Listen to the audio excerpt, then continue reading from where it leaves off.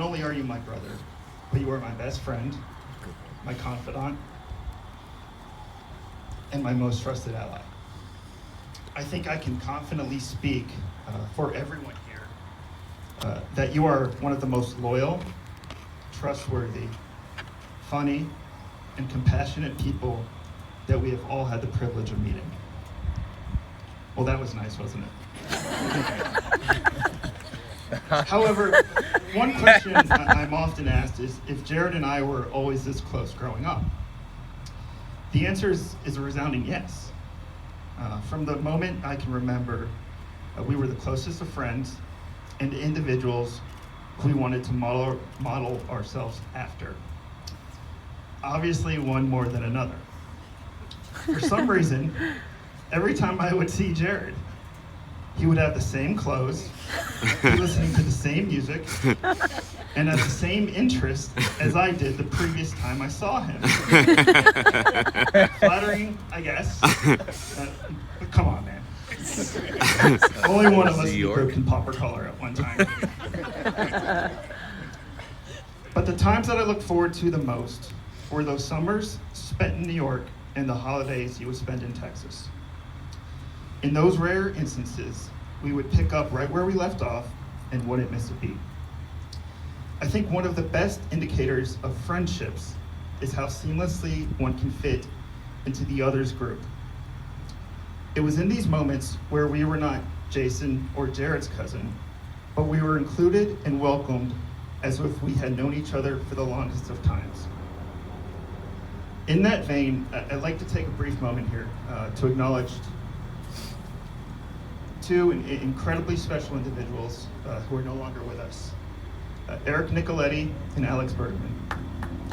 Yeah. Jared, I know they are with you today, looking down with pride at the friend, now husband, and most importantly, the man you have become. As with any friendship, there are times when physical distance can play a role in the growing apart of two individuals. While we never lost our bond, we each went down our own paths during our formative years. Fast forward to 2014, and boy, oh boy, did that change. It was then that I had the opportunity to move to New York City for an opportunity I couldn't pass up. As with any young professional moving to the city, I quickly realized that, yep, I'm gonna need a roommate.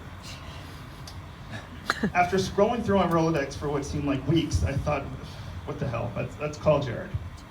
Now at the time, I knew he was a door-to-door salesman for what seemed to be a fake shell company for Verizon Wireless. Oh, yes. Even with his personality, I knew this could not have been the most lucrative job. But I was desperate. I'm talking desperate. So before I could even finish my sentence, he was on the first Metro North train into the city to start apartment hunting. Now, where do two young, aspiring, first-time city-living kids look to make roots in New York? Queens? Long Island City? A studio in the Lower East Side? Oh no, not for Mr. Paulvin. We decided on the Upper East Side of all places. Yes, the Upper East Side, rubbing elbows with some of New York's finest socialites. Or more realistically, sharing a tiny one-bedroom apartment that was split by a temporary wall that didn't go up to the ceiling with half of a sliding door.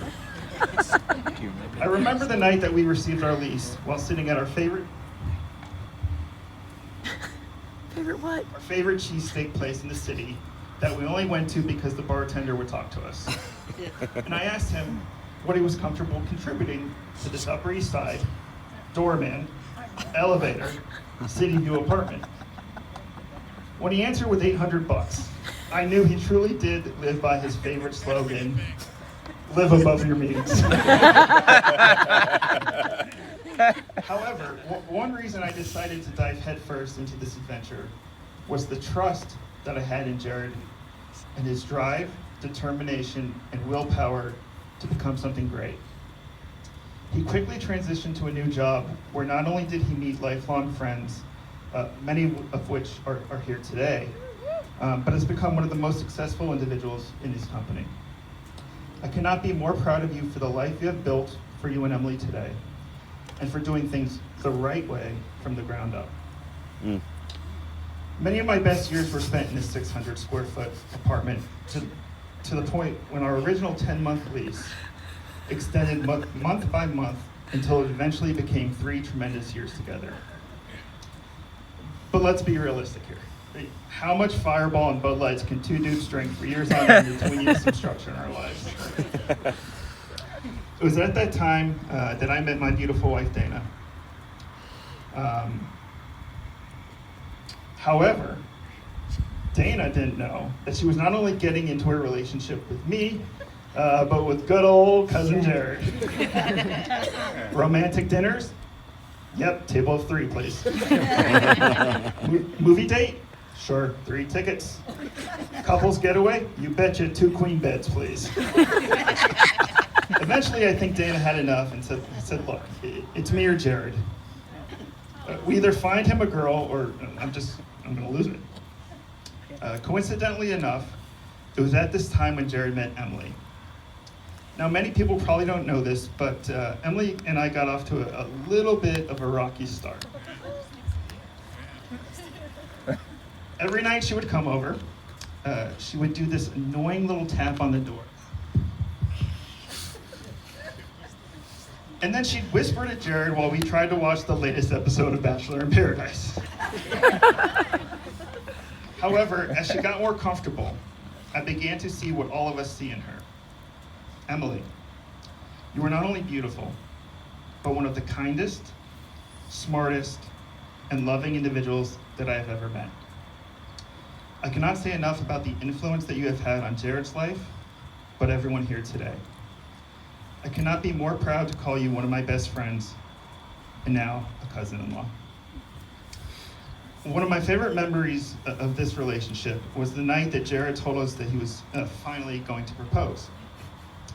What was most shocking to me that night was that Jared actually came to this decision on his own. Wow. As we all know, Jared is fully incapable of making a decision. Just in the last week, he asked me, number 1, what he should wear to his own wedding.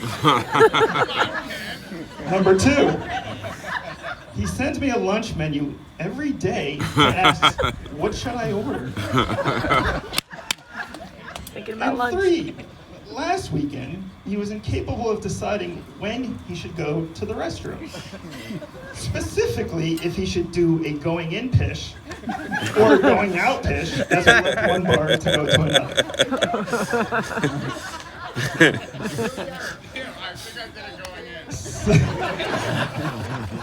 So the fact he decided that Emily was the girl he was going to marry must mean that she is pretty damn special.